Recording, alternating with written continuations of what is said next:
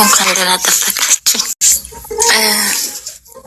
እኔ ያው እንድትመክሩኝ ነው ማለት ብዙ ተጠቅሜያለሁ። በእርግጥ ግን ተጨማሪ እንድትመክሩኝ ነው። እሺ ምንድነው ንገሪኝ። እኔ ባለትዳር ነኝ እና 2 ልጆች አሉኝ እና አሁን አረብ ሀገር ነው ያለሁት እና እዛ በነበርኩ ሰዓት ብዙም ከባለቤቴ ጋር እንስማማም ነበር። ማለት ከቤተሰቦቹ ጋር ብዙ የቤተሰቦቹ ምክር ይቀበላል እና ለኔም ለልጆቹም ብዙም የሆነ ትኩረት የለውም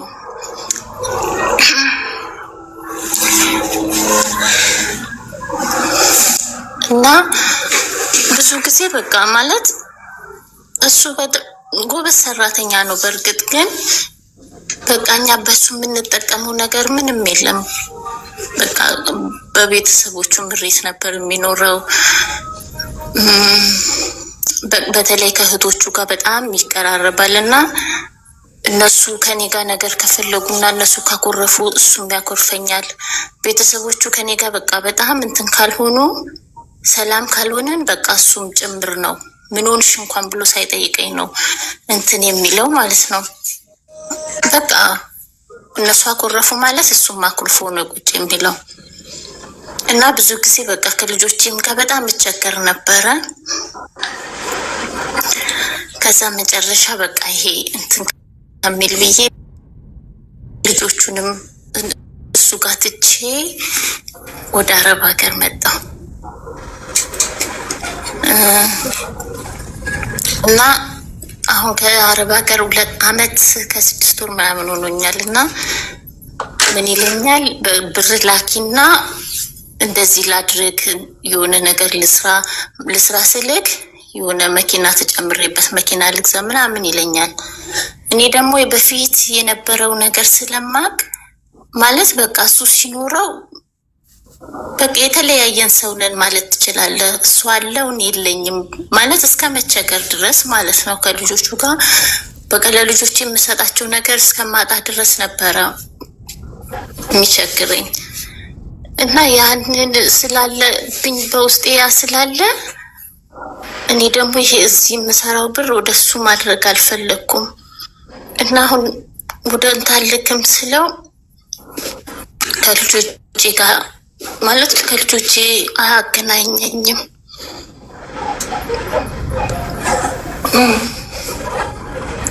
በእርግጥ ለልጆቼ ልካለው የተወሰነ እንዲቆርጬ ምናምን ግን እሱ የሚፈልገው በቃ እንዳለ በየወሩ የምሰራው ወደ እሱ እንዳስገባ ነው የሚፈልገው። ያንን ካላረግሽ ከልጆቹ ጋር ላገናኝሽ የሚለኝና በቃ ለ15 ቀን ከሳምንት በላይ በቃ አንዳንዴ ልጆቹን ሳላገኛቸው ቀርና በቃ ጎረቤት ደውዬ ምናምን ነው ማገኛቸው አንዳንዴ ለምነውና ምናምን ማለት ነው እና ግራ ገብቶኝ ነው። ምንድነው ለስራ የሚለው? ምን ያህል ብር ላኪልኝ ነው የሚልሽ? ይሄው ነው። ምንድነው ለስራ የሚልሽ? እህቶቹ ጋር ብዙ ጊዜ በቃ እኔ ከአይምሮዬ በላይ ነው። ብቻ በአጠቃላይ የሰው ልጅ ያክል በትዕቢት እነሱ ያውቃሉ። እነሱ ሰላም ካልሆኑ ከኔ ጋር እሱም እንደሚቀየር ስለሚያውቁ በቃ አንዳንዴ እኔ ግራ ይገባኛል። እንደውም በምን ምክንያት ነው እሺ ያኮረፈችው ብዬ ሁሉ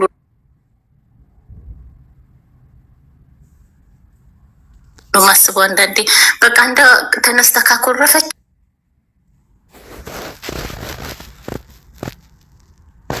ምን ሆናችሁ ነው ብሎ እንኳን ሳይጠይቀኝ ነው እሱም በቃ ነበር የምንኖረው እና አንዳንዴ ልጆቼን ይዤ ሁሉ ቤተሰብ ጋር ልሂድልና የሆነ ልጆቿን ይዛ መጣች የሚለው ነገር ደግሞ ያስጠላኛል። ማለት ሰው ቢለኝም ማለት ነው እና በቃ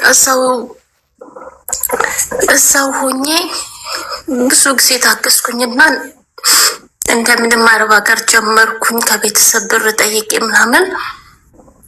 ከዛ እንዳጋጣሚ ሆኖ ያው ብዙ ጊዜ ቆይቶብኛል፣ ግን እንዳጋጣሚ ሆኖ ደግሞ መጨረሻ ተሳካልኝ እና በቃ ልጆቹንም ጨክኜ እሱ አውጥቼ መጣሁ እና አሁን አንዳንዴ ግራ ይገባኛል። ማለት ካላኩኝ ልጆቼን ደግሞ ማናገር እፈልጋለሁ። ከላኩኝም ደግሞ መላክ ደግሞ በፍጹም በቃ አልፈልግም። ምክንያቱም የበፊቱ ነገር ስላለ ማለት ነው። እንደውም በቃ አንዳንዴ ምንም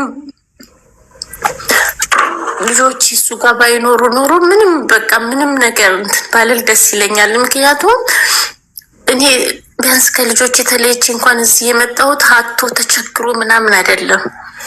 የእሱ ማለት ባልና ሚስት ሲባል ያው አንድ ላይ ነዋ፣ የጋራ ነው። ግን አልነበርንም፣ ምንም አልነበርንም። እኔ ልብስ ሳለብስ ነበረ እሱ ለእህቶቹ አቶ ምናምን ቢሆን በቃ እረዳለሁ። ግን ለእህቶቹ ልብስ ሲያለብሳቸው ምናምን እግዚአብሔር ምስክሬ ነው። እኔ ምናልባት ቤተሰቦቼ ናቸው እንትን የሚሉልኝ ማለት የሚያደርጉልኝ ማለት ነው። በቃ እኔም ለመድኩት ያ ነገር ለምጄው ከሱ ምንም ልብስ ምናምን በቃ በአጠቃላይ ምንም አልጠብቅም። ቤተሰቦቼ ምናልባት እህቶቼ ጋር ምናምን ሄድና እነሱ ናቸው እንዲህ ልብስ ምናምን የሚያለብሱኝ የነበሩ እና ይሄ ነው በቃ ግራ ገብቶኛል ማለት ምን አደርግ እንዳለብኝ። አፍቅረሽው ተፋቅራችሁ ነው የተጋባችሁት ወይስ በቤተሰብ? በቤተሰብ ነው። እሺ ሚዩት አድርጊና አዳምጪኝ። እሺ ተረጋጊ። አንደኛ በቤተሰብ ማግባት ጣጣው ይሄ ነው። ጣጣው ይሄ ነው። እያንዳንዶቻችሁ ቤተሰቤ አምጥቶልኝ ቤተሰቤ ፈቅዶ ምናምን ብላችሁ ለማግባት የምትንደረደሩ ሰዎች ይሄ ነው። እንኳን ቤተሰብ ማታውቁት ቀርቶ አውቄ ያገባሁት የምትሉት ራሱ ይሄ ነው። አንደኛ ነገር ይኸውልሽ ወንድ አግቡ ምላችሁ ለዚህ ነው። ወንድ ማለት ምን እንደሆነ ታውቂያለሽ? ያገባት ሚስቱን እናቱ እንኳን መታ ልትናገራት ከሞከረች ከሚስቱ ጎን ነው የሚቆመው። ያ አባቱ እናቱ ምናምን ሚስቱን ቢያኮርፏት ከሚስቱ ጎን ነው። ከሷ ጋር ስትስማሙ ከኔ ጋር እንስማማለን ማለት ያለበት እኔ አይደለሁም። እኔ ያልኩት እግዚአብሔር ነው። እኔ ያልኩት አለቅ። ሰዎች ሲጋቡ ቤተሰቦቻቸውን ይተዋሉ ማለት በቃ ከሚስቱ ጋር ከወይ ከባሏ ጋር ይተባበራሉ እርስ በርስ። ስህተት እንኳን ቢኖርባት ቤት አስገብቶ ይነግራታል እንጂ ከሰዎች ጋር ተባብሮ ጎራ ለይቶ ጽንፍ ይዞ ከሚስቱ ላይ ተኩስ። ትክክለኛ ወንድ ገብቶሽ ሶ ሲንግል ነሽ። ባለ ትዳር የሚለው ስሜት ወይም ባለቤት የሚለው የሚቆምልሽ ነው የሚያስፈልግሽ፣ የሚታገልልሽ፣ ክብርሽ የሚያስጠብቅ። አንቺን ሊነኩ የሚመጡ ሰዎች ካሉ በክብርም በምንም እኔን ተራምዳችሁ ነው የምታልፉት ማለት አለበት ወንድ። የብረት መዝጊያ ማለት ያ ነው። አሁን ቁጭ ብሎ ከእናቱ ጋር ሚስቱን የሚያማ ነው።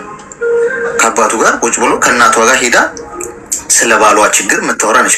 ከጓደኞቿ ጋር ሄዳ ከጓደኞቹ ጋር ሄዶ ሰብሰብ ብሎ እሷ እኮ አይገርምም? ሰው የገዛው አካሉን እንዴት ያማል? የገዛ አካሉን እንዴት አሳልፎ ይሰጣል? ስለ ሚስት ስታወራ እኮ ሄደ ስለ ራስህ ነው እያወራ ያለው። ስለዚህኛው እጅህ ከዚህኛው ስለመሻሉ እንደማውራት ማለት ነው። ከዚህኛው እጅ እኮ ይሄኛው ይሻላል። አይገርምም? ይሄ ዝም ብሎ ቀሽም ነው፣ የማይረባ ነው እንደማለት። ሁለቱም እኮ ያንተ ነው። ስለዚህኛው ቀሽምና ካወራህ ኦልሬዲ አንተ ቀሽም ነኝ እያልክ ነው ያለኸው። እጁ ያለው ራስ አንተ ላይ ነው፣ አካልህ ላይ ነው። ይሄንን ያልተረዳ ሰው ጋር እየተጋባችሁ ቆሞ መቅረት አይሻልም እንዴ? ጓዶች እነዚህ ካልገባው ሰው ጋር ከምትጋቡ ከምትቃጠሉ ማለት ነው። ያገኘው ገንዘብ በሙሉ እኮ ያንቺም ነው። ትዳር ውስጥ እስካላችሁ ድረስ እንዴት ነው ለራሱ ብቻ ነው የሚጠቀመው ማለት? ለእህቶቹ ነው ሄዱ ልብስ የሚገዛው ምናምን እንዴ? እዚህ ውስጥ የተጋባችሁ ሰዎች ትኖራላችሁ፣ ወይም ትዳር ውስጥ ያላችሁ ሰዎች ወንድም ሴትም። ጋይስ ያገባችሁት ሰው ከፍ እንዲህ ነው መጣር ያለባችሁ። እኔ ሚስት ብትኖረኝ ካገባኋት እሷ በእውቀትም በገንዘብም በውበትም በጣም ቆንጆ ከሚባሉ ሴቶች በላይ ቆንጆ፣ በአይምሮ ልዕልና ከፍ አሉ ከተባሉት በላይ ከፍን ከኔ በላይ ስማርት እንድትሆን ነው መጣር ያለብኝ። እሷ ከፍ ባለች ቁጥር እኔም እኮ ነኝ ከፍ ምለው። ገብቶሻል? እሷ ከፍ ብላ እንደ ባንዲራ ከተውለበለበች ባሏ ግን ማን ነው? ታድሎ እሷ ባል እኮ ነው የሚባለው። ብዙዎቻችሁ ግን የትዳር አጋራችሁ ስኬትና ከፍታ ለእናንተ ሰው እንዴት በራሱ ላይ ይቀናል? በራሱ አብሮት በሚኖረው ሰው ላይ እንዲህ አብራኝ የምትኖር ሚስቴ ከፍ ባለች በተወደደች ቁጥር በሰዎች በተከበረች ቁጥር እኮ እኔም ነው የምከበረው። በተዋረደች ቁጥር እኔም የምዋረደው። ይሄ ካልገባችሁ አታግቡ። አለቀ። ፉክክር አይደለም፣ በጋራ ከፍ ስለማለት ነው። ብዙዎቻችሁ ግን ፉክክር ነው። እናንተ ከትዳር አጋራችሁ በላይ ስማርት መሆናችሁ ለማሳየት ነው የምትሞክሩት። ጎበዝን መሆናችሁ፣ ተወዳጅ መሆናችሁ፣ ንጹህ መሆናችሁ ነው ልታረጋግጡ የምትሞክሩት። ትዳር አጋራችሁ ጋር ተፎካክራችሁ እናንተ ንጹህ ሆናችሁ ያ ሰው ወንጀለኛ ቢሆን ማን የከሰረው? አብረህ እኮ ነው የከሰርከው። ትርጉም የለውም እኮ። ስለዚህ ለራስሽ ቁሚ የኔ እናት። ህግ አንድ፣ ቆፍጠን በይ፣ ቆምጨጭ በይ። ልጅሽን አላገናኛለሽ፣ ችግር የለውም። ልጆቹ የኔም ያንተም ናቸው፣ ተንከባከባቸው። እኔ ስራዬ ላይ እንትን እላለሁ፣ ስመጣ አገኛቸዋለሁ በይ። እድሉ ካለሽ ሌላ ሰው ጋርም ጎረቤትም ደውለሽ አናግሪያቸው ከናፈቁሽ፣ በሳምንት አንዴ ምናምን። ብር ግን እንዳትልኪ። ያ አንቺ በምትልኪው ብር ሌላ ሴት ነው የሚጋብዝበት። እመኝ፣ እንደ እቃን የቆጠረሽ ከሞባይል ስልኩ እንኳን የሞባይል ስልኩን ዋጋ ዋጋ አልሰጠሽም። ዋጋችሁ ያልተረጋገጠበት የማትከበሩበት ቦታ ላይ አትቀመጡ። የምትኖሩት ምድር ላይ ነው ጋይስ። ከሰው ልጅ ጋር ነው የምትኖሩት። መልአካዊ ኑሮ አይደለም የምንኖረው። የሰው ልጅ ጎንበስ ስትሉ እግሩን ትከሻችሁ ላይ ነው ያስቀምጠው። ሊረግጣችሁን ይሞክር። ራሳችሁ የምታስከብሩት ራሳችሁ ናችሁ። ራስሽን ጠብቂ፣ ቆንጆ ሁኚ፣ ዘንጭ፣ ይመርብሽ፣ ለልጆችሽ የሚያስፈልገውን አድርጊ፣ ደስተኛ ሁኚ። ምን አይነት ሴት እንዳመለጠችው አሳዩ በተግባር ኖረሽ። ስንት ወንዶች ተሻምተውብሽ እኮ ሚስቴ በሆነች የሚሏት አይነት ሴት መሆንሽን ማሳየት አለብሽ። ሰውየው ግን እንደዚህ ንቆሽ በዚህ መጠን ከእሱ ጋር ሄደሽ ቁጭ ብለሽ የምትጃጃይበት ምንም መንገድ የለም። እሱ የራሱን ህይወት ከጀመረ ቆይቷል። ይሄኔ እንዲህ አይነቱ ወንድ እንደዚህ ነው የሚያደርገው። ብር እንዳትልኪ፣ ብር እንዳትልኪ መጠቀሚያ ነው የሚያደርግሽ። ፌር አይደለም ይሄ በምንም አይነት መስፈርት። ከዛ ስትሄጂ ትወስኛለሽ። ሀገር ቤት ባሌ ይሆናል ከዚህ ሰውዬ ጋር መቀጠል እችላለሁ ወይስ አልችልም የሚለው ትወስኛለሽ። አሁን ግን የአይምሮ ሰላምሽን ምረጭ። ጤናማ አይምሮ ይኖርሽ። ልጆችሽን ከቻልሽ አናግሪ፣ ካልቻልሽ አትፈነጂም። ልጆችሽም አይሟሙ። በጤና የጠብቁሽ እንጂ አንቺን በሰላም ስለመገናኘት አስቢ እንጂ በዚህ ምክንያት እቺ ስስ ጎንሽ መሆኗ እንዳታሳዩ። ልጆችን አላገናኝ፣ ችግር የለውም። በጤና ይኑሩ። እኔ በጸሎት ያስባቸዋለሁ። እኔም እዚህ ሰው ሀገር ራሱ ጭንቅ ነው። ከጭንቀቴ ጋር መታገል ይሻል። ያዛቸው፣ እንደውም አባታቸው አይደል? ምን ታደርጋቸዋል? አትበላቸው። አለቀ። እንደዚህ አድርገሽ ዝጊው መዝገቡን። ከዛ እጁ ላይ ያለው ጥይት ምንም ፋይዳ እንደሌለው ይረዳል። ገብቶሻል? ልጆቹ ራሱ እኮ ያስጨንቁታል በራሳቸው ሰዓት። እናቴ ማውራት እፈልጋለሁ ብሎ ጉሮሮ ላይ ሲቆሙበት መጥቶ በግድ አናግሪያቸው ይልሻል። ተለምነሽ ነው የምታወሪያቸው። እንደው ቆፍጠን ካልሽ ተግባባን። እንደዛ አድርጊ። እሺ ወንድሜ፣ እግዚአብሔር ይባርክህ። እውነት በብዙ ማለት አንተ በምትሰጠው ብዙ ጊዜ አዳምጥ ነበር እንዲህ ስራ ሳይኖርብኝ እዝናናለሁ። ብዙ ጊዜ ያንተን ምክር ስሰማ ሌሎቹን ስትመክር በጣም ነው የማመሰግነው። እውነት ልብን ነው የምታሳርፈው። ተባረክ። አመሰግናለሁ። እሺ፣ መልካም ቀን። እንዲህ አይነቱ ወንድ